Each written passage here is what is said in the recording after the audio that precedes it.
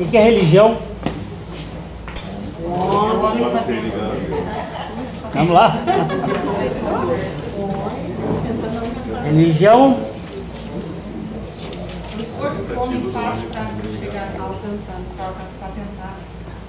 A etimologia da palavra já traz o seu sentido. Ligar outra vez. Religar. É uma palavra de origem latina. Essa palavra não tem um correspondente grego, nem hebraico. O seu sentido é um sentido daquilo que o homem faz para tentar alcançar Deus pelos seus méritos, diferentemente do Evangelho. O que é Evangelho? Deus fazendo tudo para o homem que nada merece. Evangelho é Deus fazendo. Quando o sujeito da ação for o homem de fazer, você está em pleno processo religioso. A responsabilidade está sobre os seus ombros. É você que tem que fazer para que Deus o aceite. Então, esse processo é religioso.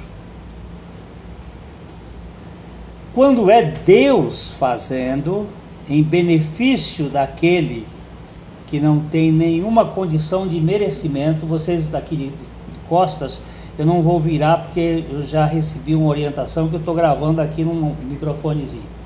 De modo que eu não posso virar a cabeça, vocês vão ficar acostumados que abacaxi também não tem costa.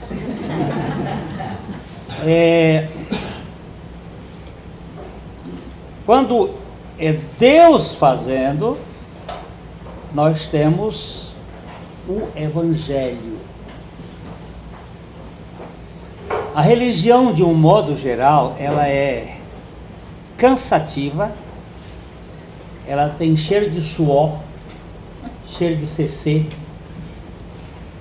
ela é implicante. Nós vamos ver neste processo, porque todo o processo do livro de Gênesis é mostrando a característica da religião na sua gênese, na sua origem, e o processo do Evangelho também em sua gênese. Aquilo que o livro de Gênesis vai mostrar é sempre semente, não é a realidade em sua plenitude, mas o suficiente para a gente saber como é que a coisa começou. E a religião, ela surgiu logo depois do pecado. Na última vez nós tentamos colocar aqui algumas questões que o pecado surge da queda luciferiana, da primeira queda. A queda antes da restauração do nosso sistema, a partir de Gênesis 1:3. Nós dissemos que Gênesis 1:1 e 1:2 está falando de uma realidade. Gênesis 1:1 fala que Deus criou o mundo e criou, pela explicação bíblica de Isaías 45, ele criou um mundo perfeito, um mundo habitado, a terra habitada. De repente houve uma catástrofe, uma hecatombe, uma palavra que tem um significado assim, um grande desastre.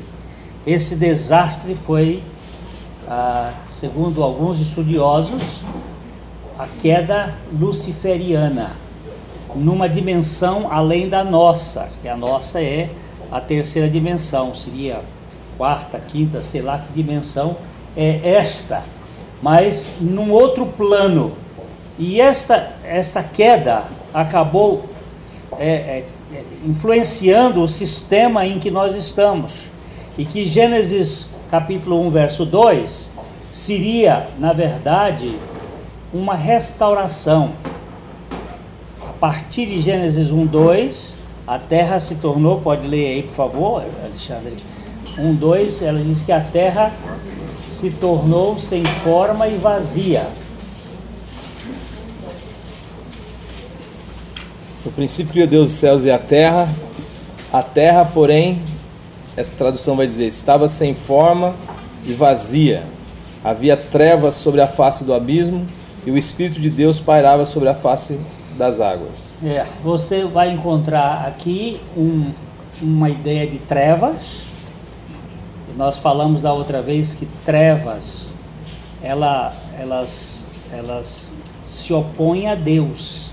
A Bíblia diz que Deus é luz e não há nele treva alguma.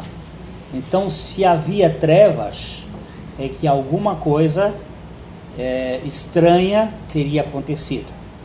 E daí nós temos o conceito de pecado como uma queda luciferiana no plano transcendente. Posteriormente, nós temos a queda da criação, que aí seria a queda adâmica, que foi por tentação e não por autossugestão. No caso de Lúcifer, a sua rebeldia surgiu a partir de si mesmo. É uma rebeldia endógena, não exógena, não de fora, mas de dentro. Nós tentamos explicar pouquinho que todo ser criado, toda pessoa criada com vontade, com aqueles 3 elementos básicos, inteligência, emoção e vontade, se ele tem vontade, ele pode querer ser o que ele não é. Este copo só pode ser copo. Ele foi criado assim, porque ele é uma coisa. Ele não pode, ele não tem vontade. A planta não tem vontade. Ela tem vida, mas não tem vontade. O cachorro não tem vontade. Ele tem instintos. Mas os seres pessoais, eles são dotados de volição. E dentro dessa sua vontade, nós procuramos ver o que Tiago nos diz, que o homem ao ser tentado não diga, eu sou tentado por Deus, porque Deus a ninguém tenta, mas cada um é tentado pela sua própria cobiça, diz uma versão, concupiscência, diz outra versão, ou desejo intenso, quer dizer, uma vontade elevada a potências cada vez maiores, que o levam a reagir contra os desígnios de Deus. E ali o homem, por exemplo, teria sido tentado de fora para dentro e não de dentro para fora. Não de outra maneira. A queda luciferiana é uma queda endógena, provocada dentro dele mesmo. Ele se autoavaliou e que disse, eu posso ser como Deus. Agora, a do homem seria de fora para dentro. Você pode ser como Deus. E ele, então, acabou caindo. Logo depois desta rebeldia, ou desta incredulidade, porque antes de qualquer coisa, o pecado é incredulidade diante da palavra de Javé Elohim, que nós estivemos vendo da outra vez, que Javé Elohim é uma palavra que tem um sentido muito interessante. O nome Elohim é um nome plural, é um nome coletivo. Ele está falando de uma identidade divina, que essa identidade divina não é de déspota, não é de um ser solitário, é de um ser coletivo. Deus não é um Deus que não tenha relacionamentos. Não é um ser Ele é comunitário. Ele é comunitário, não é um ser, apesar de ser um Deus, há uma individualidade em Deus, ele não é um Deus solitário, ele é um Deus relacional, porque ninguém pode viver adequadamente, esse Deus é amor, um amor alto, seria para si mesmo, um amor egoísta. Isso é uma coisa que Deus não tem, egoísmo. Ele é, de fato, altruísta. Ele se derrama em amor, e amor relacional. Essa palavra Elohim tem um sentido plural, e Javé é a palavra que os judeus consideravam uma palavra sagrada, chamada tetragrama sagrada, porque ela é formada de 4 consoantes. Na língua hebraica não existe vogal, só consoantes. E como é que eles pronunciavam? É uma língua absolutamente falada. Só se aprende falando. Depois, nos tempos de Alexandre o Grande, foram feitos pelos massoretas da cidade de Massora, um grupo de estudiosos. Eles fizeram uns gráficozinhos que são os sinais massoréticos para dar alguma conotação posterior. E isso foi muito importante, porque quando no ano 70 da nossa era, o general Tito destruiu Jerusalém e o povo judeu se espalhou pelo mundo, com o passar dos anos a língua hebraica foi extinta. E ninguém sabia falar mais o hebraico. Eles falavam o Yiddish, que é uma mistura de hebraico com alemão, com polonês, e o ladino, que é uma mistura de hebraico hipotético com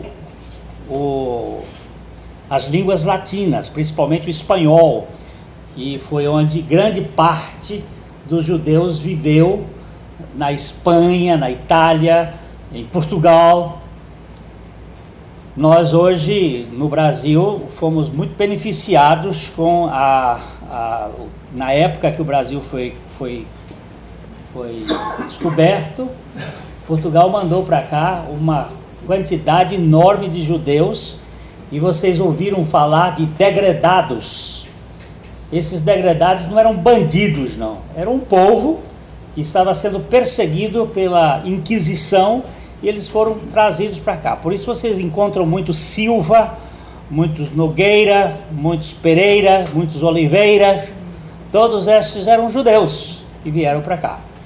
E a língua judaica, a língua hebraica praticamente se perdeu, e ela só foi reconsiderada, só foi revitalizada por causa dos sinais massoréticos que ficaram registrados no tempo de Alexandre. Mas esse tetragrama sagrado, isso é digressão só para vocês saberem que tudo tem um sentido.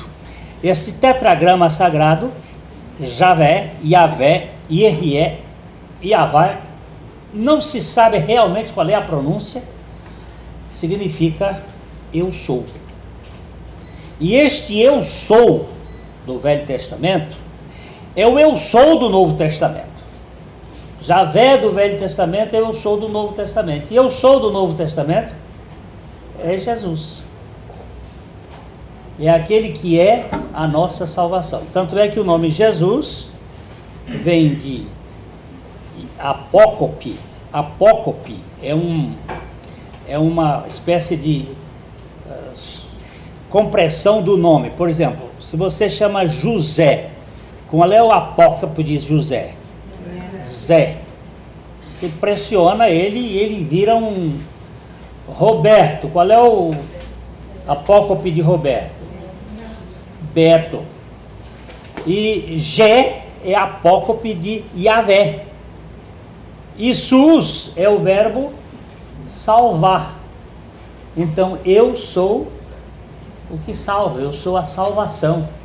Então Jesus é o eu sou. Javé Elohim é o Deus, membro da Trindade coletiva, que fez o homem. Quem foi que fez o homem? Quem fez o homem foi Jesus. Como é que você pode dizer isso? Porque João, capítulo 1, vai dizer que todas as coisas foram feitas por ele, sem ele nada do que foi feito se fez.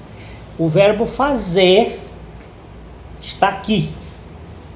E a única coisa que foi feita na criação foi o homem. Todas as outras foram criadas. A Bíblia tem termos absolutamente perfeitos. Ele criou, e haja e faça, mas na hora de fazer, fez o homem a sua imagem, conforme a sua semelhança. E depois ele diz que Jesus, ele é a luz dos homens, ou a energia dos homens. Então, ele que criou o homem, nós vamos verificar, ele tem que ser o salvador do homem. Ele vem ser o salvador do homem. Então o Evangelho, ele tem essa característica, o que Deus faz. Deus faz é Evangelho, você faz é religião. Religião é pesada, ela é cansativa, ela tem cheiro de suor, o religioso normalmente é mal-humorado, porque ele não encontra descanso, ele é chato, ele é briguento, ele quer impor o seu sistema sobre os outros, ele é perseguidor, murmurador. O que você quiser, você vai encontrar no religioso, que você não vai encontrar no Filho de Deus. Os filhos de Deus sabem que eles foram aceitos incondicionalmente pela graça, que eles não mereciam estar naquela seleção, que não se trata de alguém melhor, mas de alguém que foi escolhido pelo amor de Deus. Ele sabe que o amor de Deus é quem lhe cobre.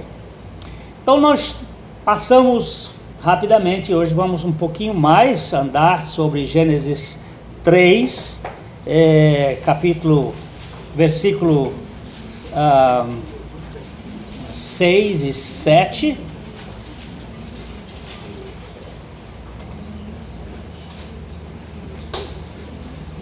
Nós vimos que no capítulo 3, 1, a serpente, que é no Apocalipse ele vai dizer que a serpente é o dragão, a antiga serpente, Satanás, são figuras que vão apontando para uma realidade de adversário, de ir contra. Então aqui ele tramou um processo de rebeldia baseado na incredulidade. Eu estava dizendo que o pecado, antes de qualquer coisa, ele fala do aspecto de incredulidade. Não crer na palavra. Se você não crê na palavra, isso é pecado. Disto vem as outras questões, a desobediência, a rebeldia, o quebrar a lei. Mas antes de qualquer coisa, o pecado é incredulidade. Por isso, todas as pessoas, quando nascem nesse mundo, nascem incrédulas. São aquilo que a Bíblia chama de ímpio, sem fé, sem ser pio, sem ser confiante. E aí nós temos no versículo 6 a estratégia do pecado. Vendo a mulher que a árvore era boa para se comer, agradável aos olhos, e árvore desejável para dar entendimento, tomou-lhe do fruto e comeu, e deu ao marido, e ele comeu. Você vê que aqui começou tudo num vendo. Este vendo é uma ideia gerúndia, uma ideia de presente contínuo, é uma ideia de fixação, vendo.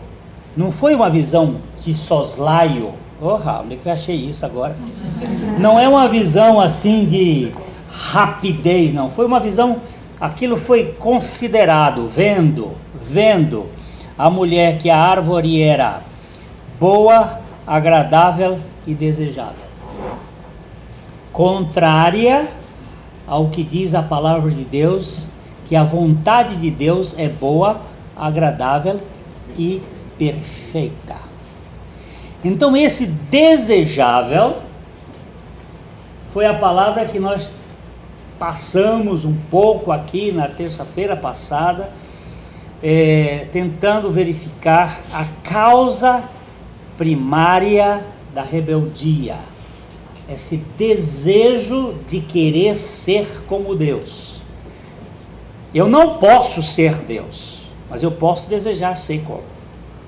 Eu não posso por causa da própria causa não causada.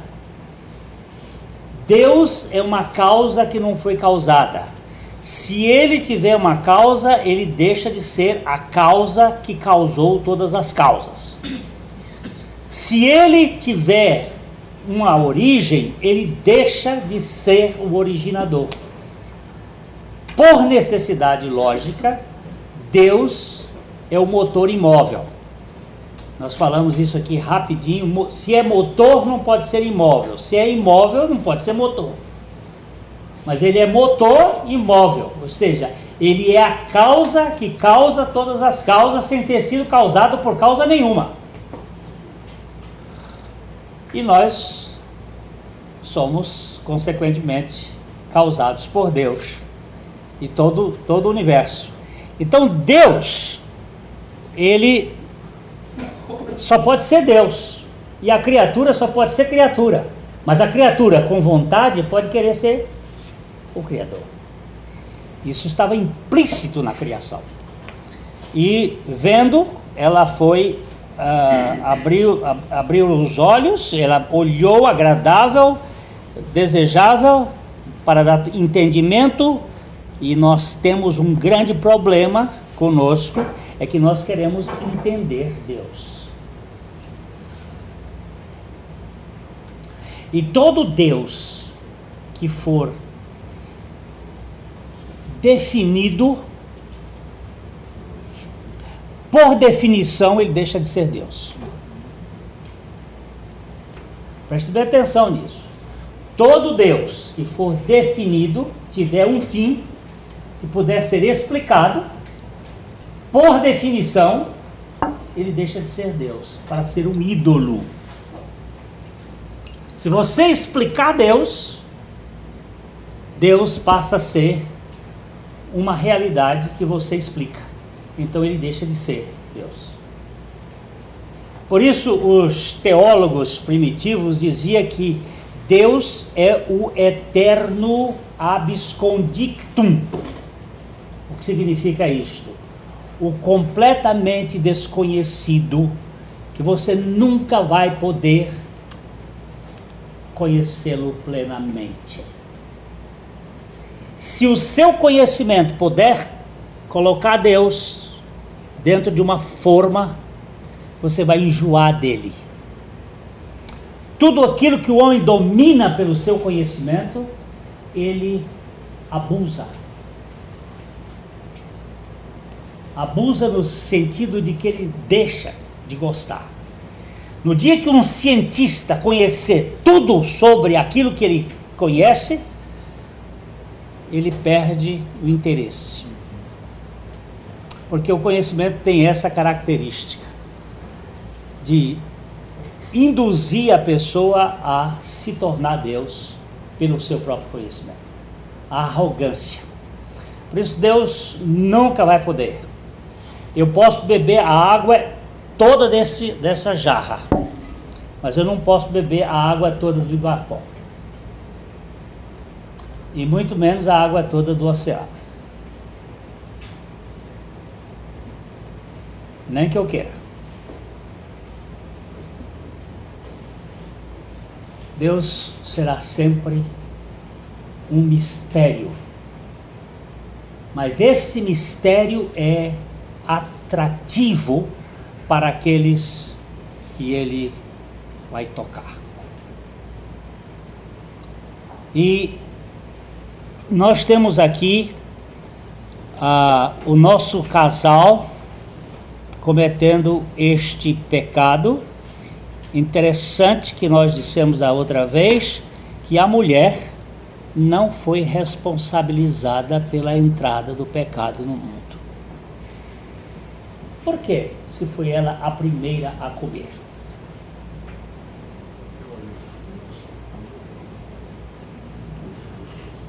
Quem comeu primeiro do fruto? A mulher. E por que ela não é responsabilizada pela entrada do pecado no mundo? Porque Adão era o detentor da palavra que Deus tinha falado para ele. Muito bem. Onde não há lei, não transgressão. existe transgressão. Tá certo ou tá errado? Tá certo. Isso a Bíblia diz, que onde não há lei, não há transgressão. Para quem Deus deu a palavra? Para Adão. Com quem Deus conversou? Com Adão. E a mulher, o que ela sabia? Ela sabia algumas coisas que Adão tinha dito para ela. Sem dúvida que foi Adão. Porque só tinha os dois.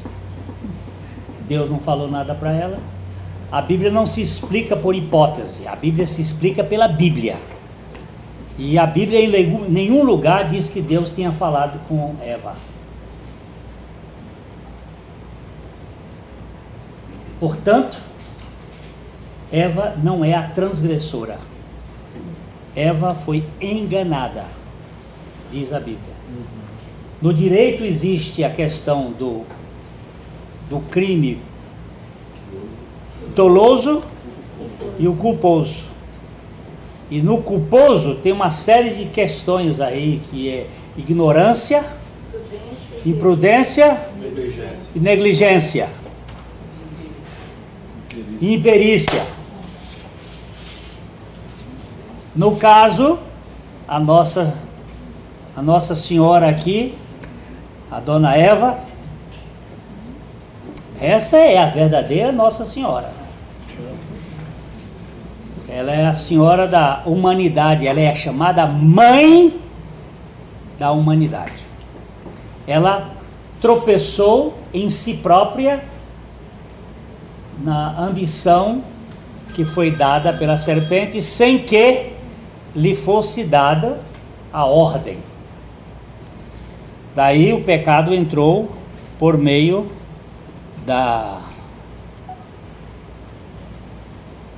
do homem, né? E quando eles comeram, o que aconteceu?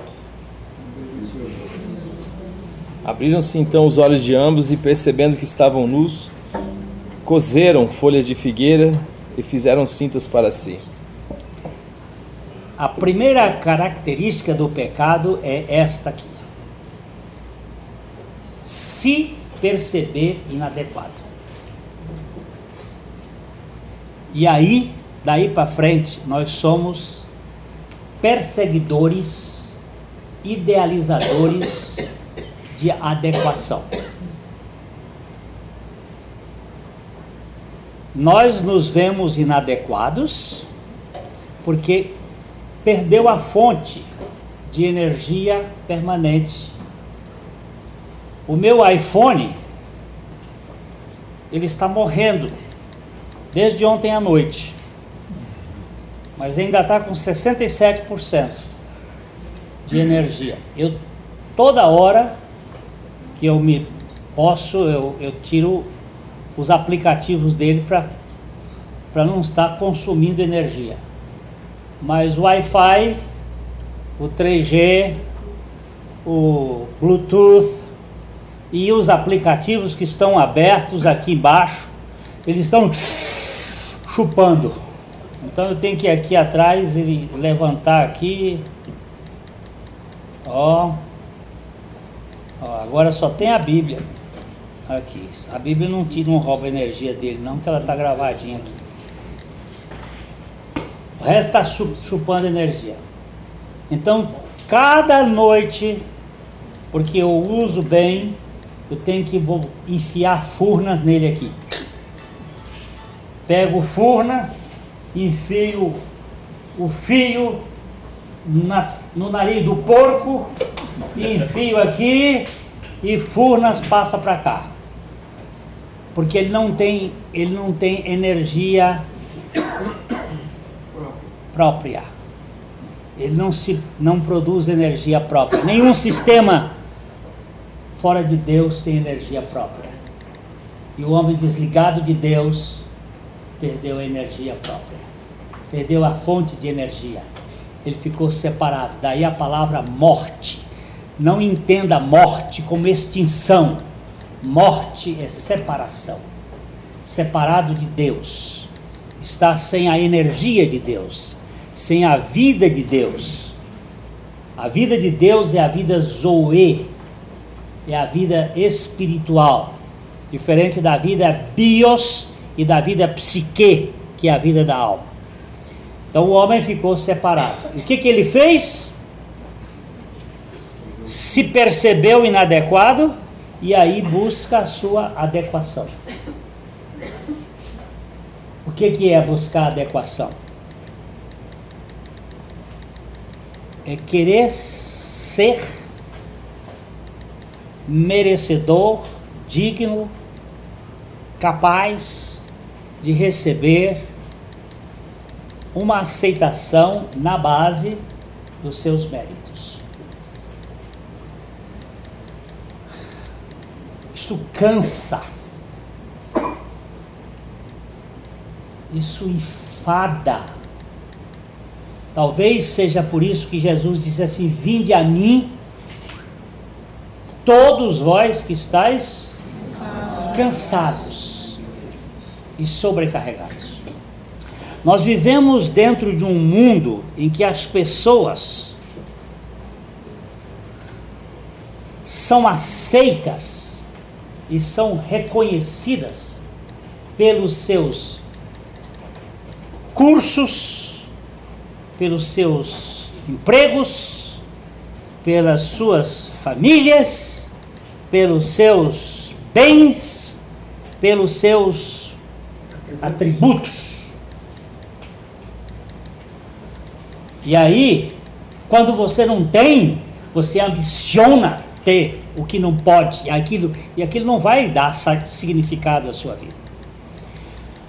Eu tive uma experiência muito notória e muito notável, uma vez que eu viajava do Nordeste para cá, e chegando em Goiânia, eu estava sentado assim do lado da janela no avião, e sentou uma moça no meio, uma outra pessoa lá na ponta. E eu estava lendo um livro, e essa moça, ela estirou o pescoço para ver o que estava lendo. E eu peguei o livro e estirei aqui para o lado dela, para ela não ter tanto trabalho de ler. E nós podíamos ler os dois juntos. Quando eu estirei o livro assim para o lado, e continuei lendo aqui, ela disse: que livro o senhor está lendo? Aí nós começamos a conversar. Foi um papo bem interessante. Era um livro de história, história universal. E aí começamos a conversar ali, e ela disse: o que o senhor faz na vida? Eu disse: você quer saber quem eu sou? Eu sou uma pessoa. Ela disse: não, mas o senhor é uma pessoa, mas o senhor deve fazer alguma coisa. Eu digo: por acaso o que eu faço vai definir o que eu sou? Aí ela disse: o senhor é filósofo? Não, eu apenas penso, como todas as pessoas pensam.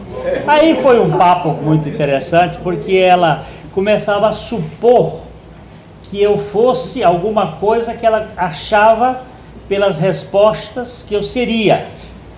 E durante 1h15, 20 minutos de Goiânia até São Paulo, essa moça ela já se definiu, porque eu sou jornalista da Folha de São Paulo.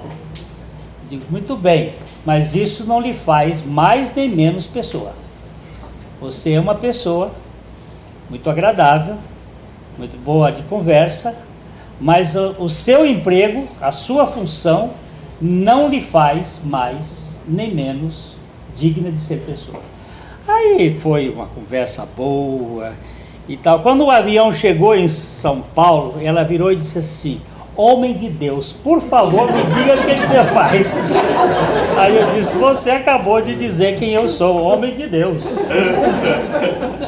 Aí, mas foi muito... E ela disse: você é padre? Eu digo: não. Um homem de Deus não significa ser padre. Eu sou plantador de semente. Aí ela disse: mas você é agricultor? Eu sou agricultor e planto uma boa semente. Mas que semente é essa? Eu digo: não é de outra coisa, esse gênero é o gênero feminino, que pergunta e conversa até com cobra. É uma raça terrível.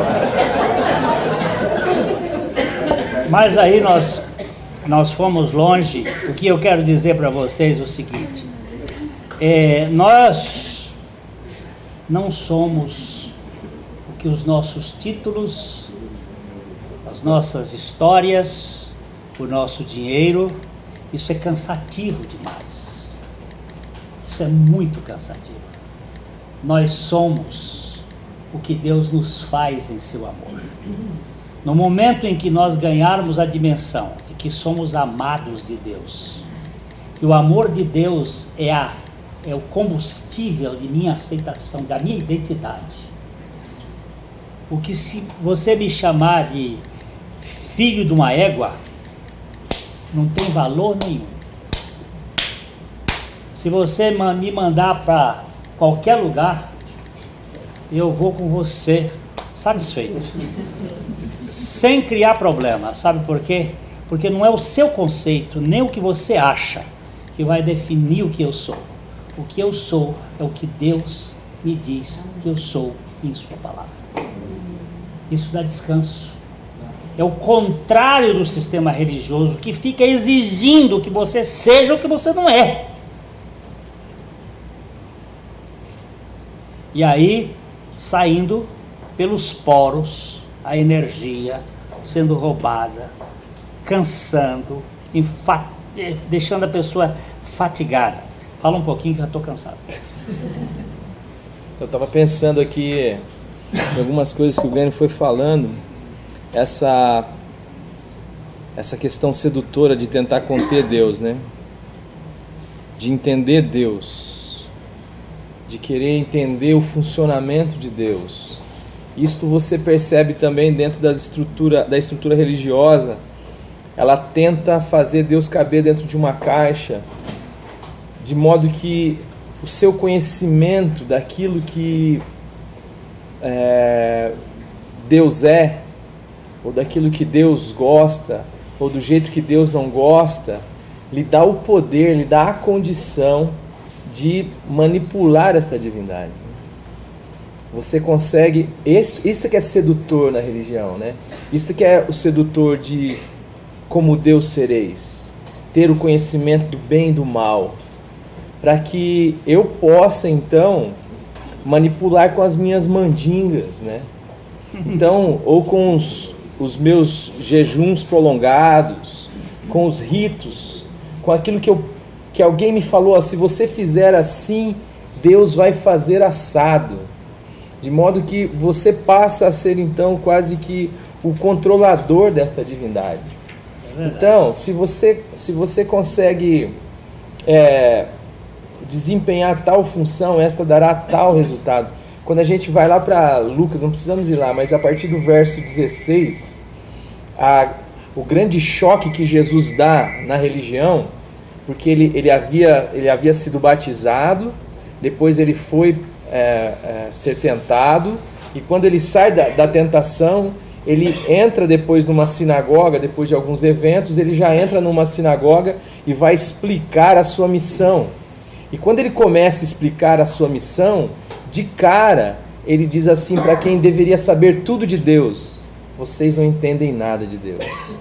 Por quê? Porque ele diz assim, eu queria explicar para vocês que haviam muitas viúvas, mas foi a viúva de Serepta de Sidom que Deus usou para alimentar o profeta. Havia muitas viúvas em Israel. Havia muitos leprosos em Israel. E na história de Israel, nunca nenhum leproso foi curado. Quem foi curado foi o Naamã, O sírio. o sírio. Ora, o que ele... ali, antes, você percebe que há um deslumbrar com tudo aquilo que Jesus estava falando. Ele abre o livro do profeta Isaías. O texto vai dizer que eles admiravam as palavras de sabedoria que saíam da boca de Jesus. Mas quando Jesus dá essas duas informações para eles, naquele exato momento eles querem matar Jesus. Porque a religião tem essa característica, né? Quando você despreza o que ela tem de mais valoroso, que é este conhecimento acumulado, que é esta capacidade de manipular esse ídolo, como o Glenn falou, então ela precisa matar a fonte desse conhecimento, ou matar a fonte dessa revelação de que nós estamos errados. E a outra questão que não sei se vocês entenderam, mas isso é bem característico da religião. Hoje você olha para a religião, ela é uma estrutura onde você precisa conhecer e entender os mecanismos que você utilizará para levar a sua vida e a sua pseudo-relação com Deus, tendo em vista algum objetivo que você vai extrair dele, uma bênção, por exemplo. A outra questão que o Glenn falou foi essa questão da adequação, né? Quando eles tentam fazer, eles constroem, eles fazem, eles criam, eles confeccionam uma cinta para poder tentar ser adequado diante de Deus. A tentativa de ser aceito a partir de expedientes que estão fora deles, além de se entender como o seu próprio Redentor. Este é o princípio da religião também. Eu redimo a mim mesmo. Eu tento me fazer aceito porque eu desqualifico o pecado como algo que mudou a minha essência. O pecado é simplesmente algo que eu mesmo posso reparar o dano. Eu tenho a condição de reverter o pecado. E o pecado é algo que nós não podemos reverter. Nós não podemos despecar.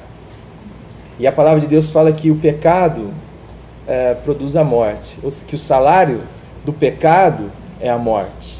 Então, a estrutura religiosa, ela cria sistemas para que você possa se auto-redimir. Então, ontem eu estava falando num grupo também e surgiu a questão sobre promessas. É um grupo novo, um grupo que não tem muito, enfim, o viés, mas apesar disso tem também, né, porque tem toda uma cultura religiosa. E eles me perguntaram sobre promessas, né? Promessa é certo, é errado? A promessa nada mais é do que este conhecimento secreto que você adquire, trazido pela sua religião, que faz com que você consiga manipular Deus, né? E subir escada de joelho, por exemplo, eu fiz uma pergunta para eles: como seria um Deus que tem prazer num joelho esfolado? Não, mas a gente fala assim, mas isso está cheio, nós estamos cercados dessa estrutura. Quantas pessoas não percebem Deus dessa maneira? E tentam então aplacar a ira deste Deus sádico que gosta de um joelhinho esfolado, que gosta do sofrimento. E entrou questões como o jejum, né? Que também nesse caso deixa de servir aquilo que nós chamamos de comunhão com Deus, né? Um irmão diz que jejuar não é não comer, jejuar é comer outra coisa. E falando com um irmão, o irmão chega e diz assim: pastor, eu estou fazendo um jejum, o que o senhor me diz? Eu falei assim: a primeira coisa que eu digo para você é que você não pode dizer para ninguém. Ele falou assim, só que é um jejum diferente. Eu falei, jejum diferente? Rapaz, jejum para mim é restrição de alimento. Ele falou assim, não, mas eu não estou...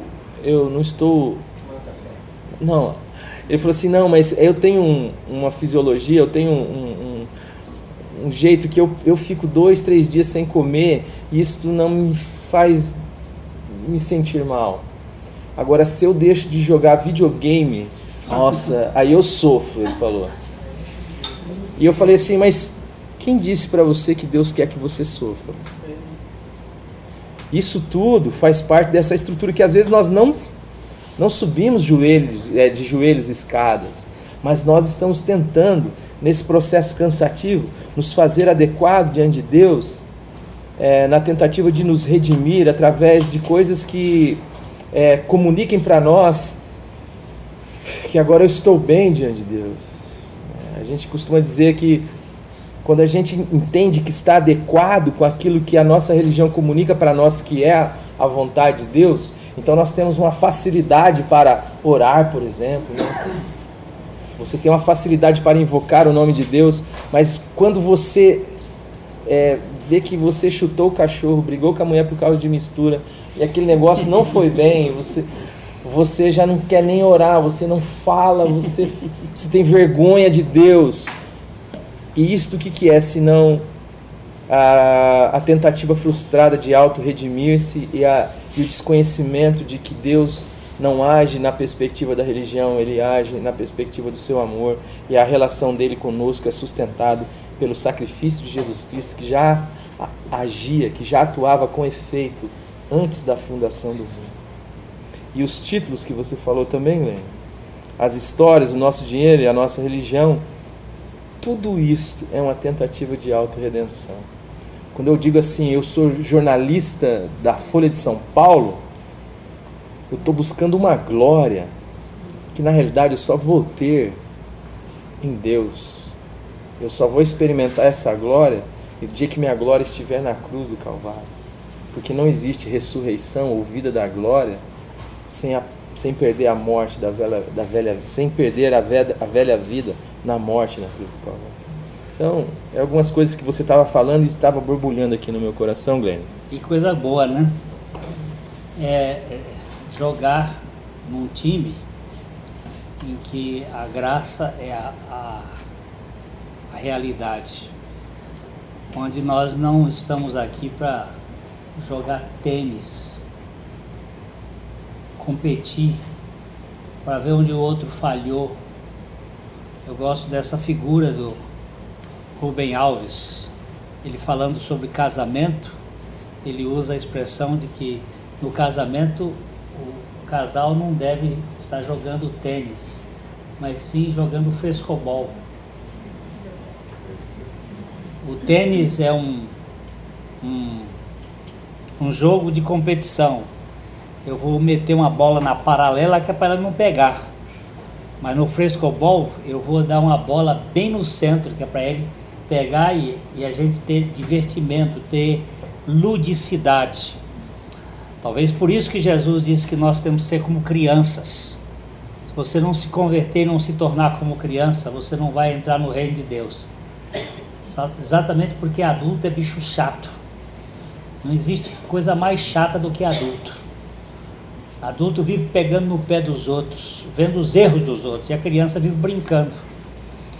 E o evangelho é uma desconstrução,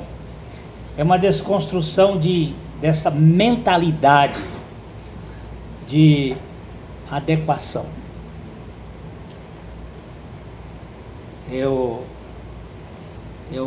tive um curso ano passado com um psiquiatra lá em Wheaton College, e esse homem já tinha tido um curso o ano anterior com ele, e ele tinha sofrido um derrame.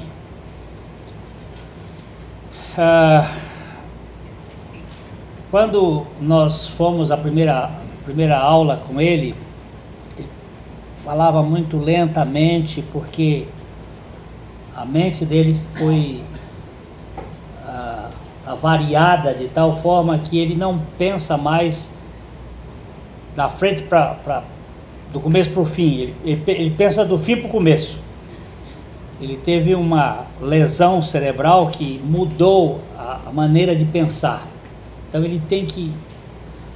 E no segundo encontro que nós tivemos, eu cheguei lá, o Dr. Menches estava com o braço, estava de manga de camisa assim, com o braço todo tatuado. E a tatuagem era um galho de parreira, de videira. E aqui no punho dele escrito em grego, meno. O verbo meno significa habitar, permanecer. Aquela palavra que Jesus diz assim: se vós habitardes em mim, ou permanecerdes em mim, e eu permanecer em vós, então vós podereis dar fruto. E aí aquela coisa ia para lá. E quando ele foi nos dar essa aula, ele pegou uma fotografia, um slide das costas dele, onde ele mandou tatuar uma videira, pegando aqui do cóccix e indo até aqui em cima, e o ramo da videira aqui.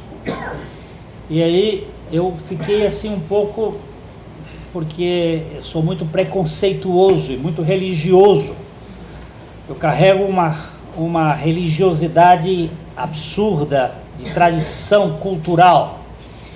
E eu fiquei olhando para o Dr. Menches e pensando como o homem, ele é um pouco mais novo do que eu, com aquela capacidade, com 3 PhDs, é uma pessoa extremamente culta, e um homem sério, barbudo, daqueles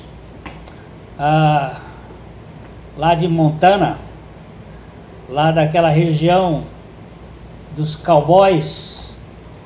Ele foi de família, ele é um filho rejeitado, é o segundo filho de uma família disfuncional, onde o pai era um neurótico não, ele era um esquizofrênico, e a mãe uma depressiva. E o pai tinha preferência pelo filho mais velho, e ele era o filho rejeitado. Mas ele foi um cowboy up, cowboy down. Quando o cowboy cai, o cowboy tem que levantar. E assim eles têm cowboy down, cowboy up. Ele tinha caído na rejeição e agora foi na cultura que ele se expressou. Mas de repente um AVC o derruba. E o derruba na adequação. Como é que eu vou ser adequado? Então, aqui no braço estava... Para que, Dr. Menches? Ele disse: Glênio, para eu, quando olhar para o meu pulso, porque o meu lado esquerdo ele é frágil, eu tenho que usar bengala. Quando eu levanto a minha mão, eu olho assim, eu não vou perseguir a minha adequação, eu vou habitar em Jesus. Eu não vou perseguir a minha adequação. Eu não estou preocupado com o que você acha ou o que você quer que eu seja. Eu sou amado de Deus. Eu sou amado em Jesus. Eu habito em Jesus. Ele me aceitou. Isso é evangelho. Na casa de meu pai, eu tenho liberdade. Quando eu ia para o Piauí, e lá é minha origem, os meus pais estavam vivos, eu chegava na casa do meu pai, mesmo casado, com filhos, eu entrava na cozinha, na despensa, eu abria a geladeira, eu mexia nas coisas, porque aquela casa era minha. Mas depois que meus pais morreram, Essa casa passou a ser da minha irmã, ela herdou, eu não tenho mais direito. Eu não sou herdeiro dela.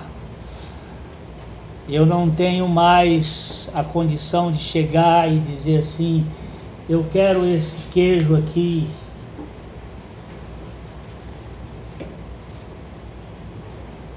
Lá eu sou apenas um irmão, segunda categoria, herdeiro de banda. Dele não, eu sou herdeiro direto na casa de meu pai. Eu não sou servo de Deus, eu sou servo de Jesus Cristo, sim, mas de Deus Pai eu sou filho, filho legítimo. Não sou apenas herdeiro de Deus em Cristo, eu sou co-herdeiro com Cristo. Você sabe o que significa isto? Co-herdeiro é que tudo que é dele é meu também. Eu não pego só uma xepa, um pedaço, eu pego tudo que é dele é meu. Isso é evangelho. Evangelho traz descanso, traz aceitação. Aqueles nossos pais, eles estavam, coitadinhos, fazendo folhas de figueira para serem adequados. E quantos de nós aqui quer ser adequado pela grife que usa? Pelo curso que tem, pela religião que frequenta, pelo dinheiro que possui, pelo status, pelo carro, e aí? Pelo lugar onde mora, Beleza. pela beleza física, Pelos PHDs mesmo, né? Pelas próprias, pelos títulos. E aonde é que você vai matar a fome da sua alma? Só existe um lugar, o pão nosso de cada dia nos dá hoje. Que pão nosso é esse? É da padaria? É o maná que desceu do céu e satisfaz a fome de significado que todos nós temos. E onde nós vamos achar isso? Na aceitação incondicional de Deus em Cristo Jesus. É aí que você vai encontrar descanso para a sua alma. Deus me aceitou incondicionalmente em Cristo Jesus. E se você não me aceitar, você só tem um problema, viu, bicho? Só tem um problema de sofrer com a sua irritação, porque eu vou continuar amando você do mesmo jeito, viu? É assim que o Evangelho diz. Eu não gosto de você, então eu vou gostar de uma pessoa que não gosta de mim. Porque eu não tenho outra opção a não ser gostar daquele que não gosta de mim. Ainda que eu não tenha que conviver com ele. Amar é melhor, né? Não ver. E aí melhor. O sujeito lá em Curitiba me pegou pelo paletó. Naquele tempo eu usava paletó. Hoje, graças a Deus, eu tirei terno e fiquei agora só com os ternos afetos de misericórdia. Aí ele me segurou aqui e disse assim: o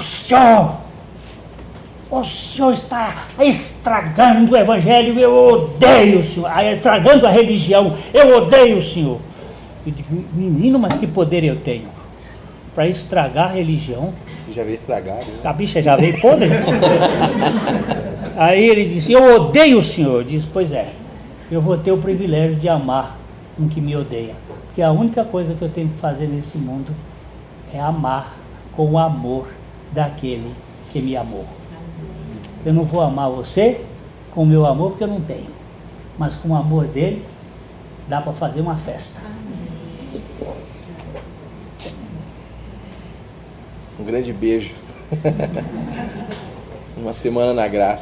A mensagem que você acabou de assistir faz parte do Ministério de Comunicação Palavra da Cruz. Temos um grande acervo de estudos bíblicos em áudio e vídeo. Distribuímos também gratuitamente o jornal mensal Palavra da Cruz. Entre em contato conosco pelo fone 0 operadora 43 3372 8900 ou pelo e-mail livraria@piblondrina.com.br.